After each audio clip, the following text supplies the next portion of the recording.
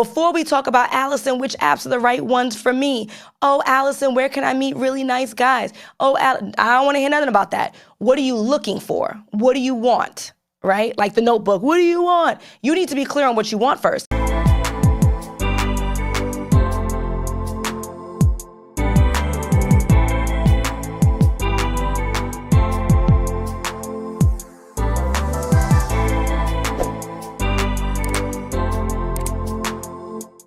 Hello, beautiful people. I hope all is well. Welcome back to my channel. You guys know on every Monday we do this series. I like to call it Marriage Mondays, that talks about what are the steps necessary for you to get into the healthy, happy relationship that you deserve so that you can walk down the aisle with your husband. All right, that's what I want. I want to see more of my Black women. I want to see more of my professional women getting into the healthy, happy relationships that I know that you want, that you know that you want, but you haven't figured out yet. You figured out your education, you figured out your career, you figured out all of the other things in your life. You have a plan and you're executing. But because you've poured so much into all of these other areas of your life, many times we can look up and 10, 20 years have passed and we're not in the romantic space that we desire, that last part, the final frontier for many of us when it comes to our romantic life.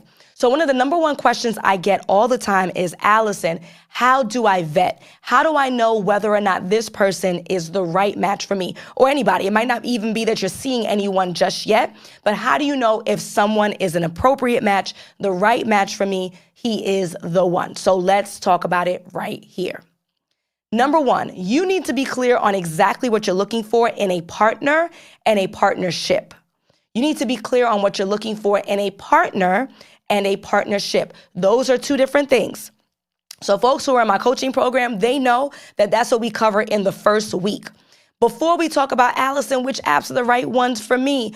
Oh, Allison, where can I meet really nice guys? Oh, I don't want to hear nothing about that. What are you looking for? What do you want?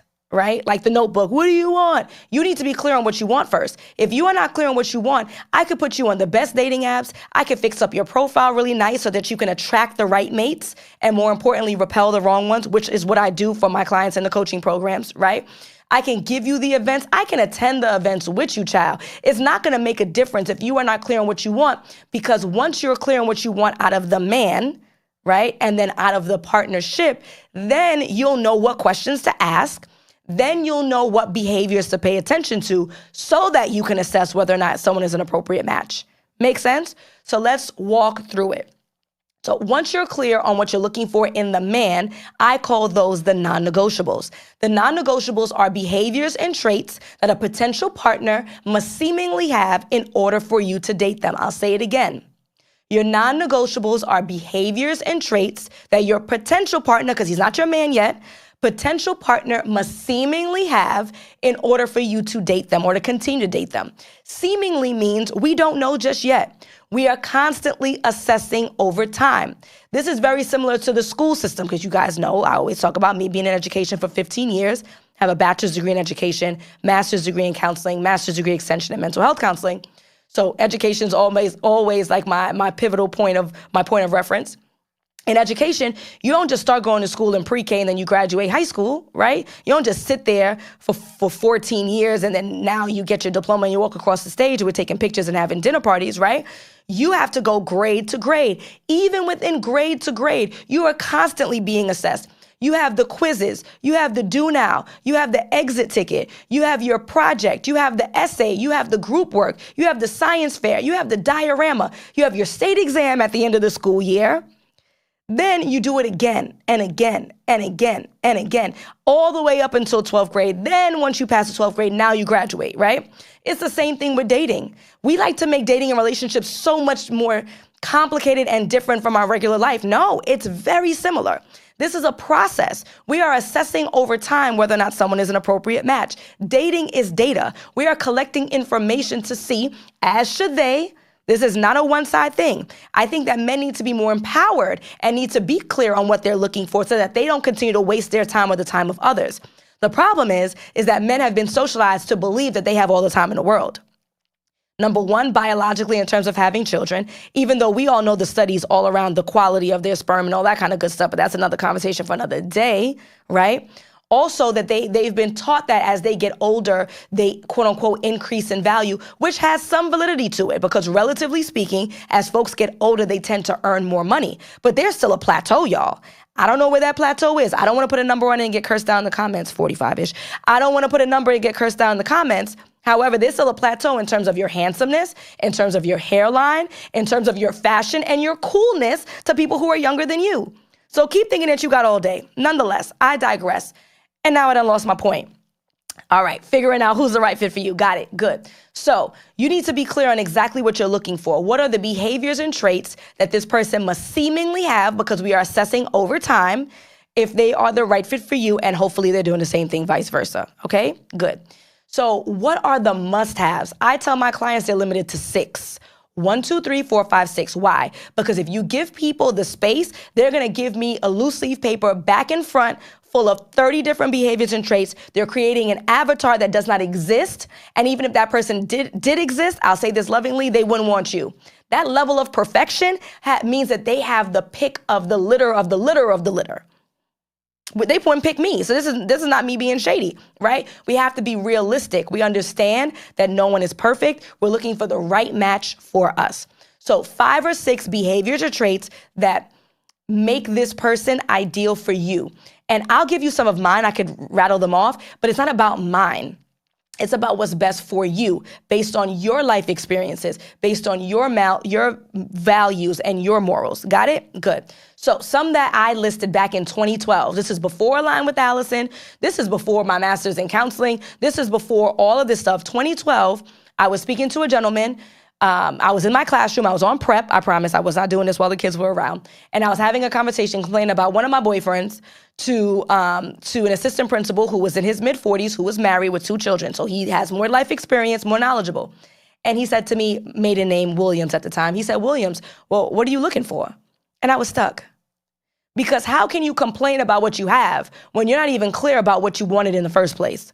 So literally, I have a screenshot of it, and maybe I could get the editor to like put it in and y'all can see. Literally, 2012, I wrote a list of 6 behaviors and traits that my future husband must have in order for me to continue to date him, to even make it down the aisle with him, right? Some of those things, just to give you guys a point of reference, I put hardworking, affectionate, handsome. I put must have a backbone, which I now would rebrand as a masculine, right? Those are 4. I don't remember the other 2. Point is, bullet point, supers. I don't need a whole sentence. I don't need definitions. What do I desire? What do I require, more correctly, so that I know that I would be happy and fulfilled in this romantic relationship? Now, are things perfect all the time? No. Does life throw in some issues that you can't anticipate? No. Illness, loss of job. But I'm talking about in the forefront of who he is as a person, not because he's with Alison, but because he's Andrew Wellington. This is how he shows up for everybody. Has nothing to do with me. It's not performative. It's who he is as a man, right? Of course, fast forwarding 8 years after that. Nonetheless, I had my list. From there, I need to now compile all of the questions and behaviors that are in alignment with those things. Handsome is easy. I open my eyes. Does he look good to me? Good, right? Hardworking. I'm asking questions. Where do you work? Do you enjoy your work? Have you considered doing something else? What did you want to be when you were a little boy? Why did that shift for you? What are you thinking about after retirement? So I'm asking, what's your schedule? What are your responsibilities? If it's not straightforward, if a cop, a fireman, a teacher, right? He's an IT. I don't know what the hell that means, right? So what does that look like for you? What are your responsibilities? Do you have a team? What's your schedule like? I'm finding out about availability. Does this man even have the capacity to date me? Because I know I want to be on the phone every day. It could be 15 minutes. It could be 3 hours, but that's what I want. I'm gathering information to assess if the man is an appropriate match for me based on my personalized non-negotiables. Does that make sense? Is that reasonable? Then we move on to the relationship, right? The partner and the partnership. So now I'm clear on the man. This is how he shows up to the world, no matter what. Now it's the partnership, the relationship. What do I want that to look like? What must it look like in order for him to be an appropriate match for me? So this is not only about him being a good person or having these behaviors, because on paper, somebody can be great. Think about a resume for a job.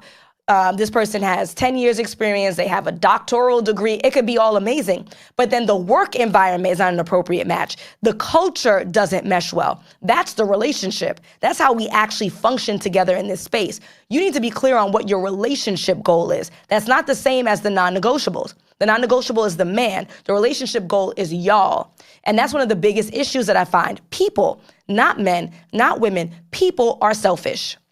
If you ask them, which I do every day with every client, that is the precursor. That is our first session. That's the work that we start out with because it's the hardest, right? Which is, what are you looking for in the relationship? They will continue their list of non-negotiables. Well, in a relationship, I need a man who. I didn't ask you that. I said the relationship. What is the fruit that the relationship is going to bear? What is your most important desire? How does the relationship function? What do the two of you do together that's a must? I'll give you an example, right? So one of my relationship goals that I have with my husband, look at me, I started the shit. I just said mine. It's not about me, our. He agreed, I promise. So one of our relationship goals is that our children are not gonna get it out the mud. We are going to establish generational wealth so that our children don't have to struggle like we did in like 100% poverty. Roaches, lights out, no heat poverty, right? So nah, our kids are not gonna go through that. So we are going to establish generational wealth so our children don't have to get it out the mud. We are writing checks for their tuition. They're not taking out student loans. We're gonna buy them their first rinky-dinky car. It's gonna be rinky-dink, but we're gonna take care of it. Not like me. Had to get my own cell phone when I was 18, had to buy my first car when I was 21. I was hiding it down the block in Canarsie, Brooklyn because my mom didn't want me to get a car because I think she felt bad about not paying for it. Point is, that's what we are going to be financially sound so that our children don't have to have the experience that we had. Now, of course, we're gonna have caveats to make sure that they earn their own money, blah, blah, blah, blah, blah. They ain't gotta work for the man. We'll have our own businesses. They could work for us, all that good stuff. And then also just not be like nasty and thinking they're better than everybody else. He and I have spoken about this. I'm just giving you guys the example. Point being is that this is not about how well he treats me or how well I treat him. This is not how he's showing up for me. This is our plan of what we don't want to repeat for ourselves. Our children are gonna have it differently. Some of you guys may have a different one. You should. Everyone should be based on their own experiences and what they wanna do differently or what they want to repeat because they saw something beautiful and amazing. Maybe yours is, my husband and I are gonna create or foster an environment where we can be our authentic selves. Whatever, but it's us together, not you. A relationship is 50-50. Some people say 100-100, whatever, you get the point. We're meeting each other halfway. Your finances might not be, but your relationships are. There are two people who are involved. And then forget about when the kids get in, it's another story. Y'all get my point. So you have to make sure that you are staying steadfast in being clear on exactly what you want out of the partner and what you require, what you want out of the partnership, so that you'll be able to vet these people. You know what questions to ask, you know what behaviors to pay attention to, so you can vet them appropriately. All right, beautiful people, I hope that you were able to walk away with some gems today. Make sure that if you need any additional support, you can log on to my website, alignwithallison.com. And if you are really serious about shifting your love life, moving from frustrated with dating to happily married, like I've done for over 250 women and one man, check my testimonials, they are amazing, then make sure that you book a consultation so that we can get you enrolled in the Partner You Deserve 6-month coaching program, where I teach you the ins and outs of online and offline dating, vetting, confidence, and healthy relationship building, because my goal is by the end of the 6-month program, you are in the healthy relationship that you deserve. All right, beautiful people, see you later.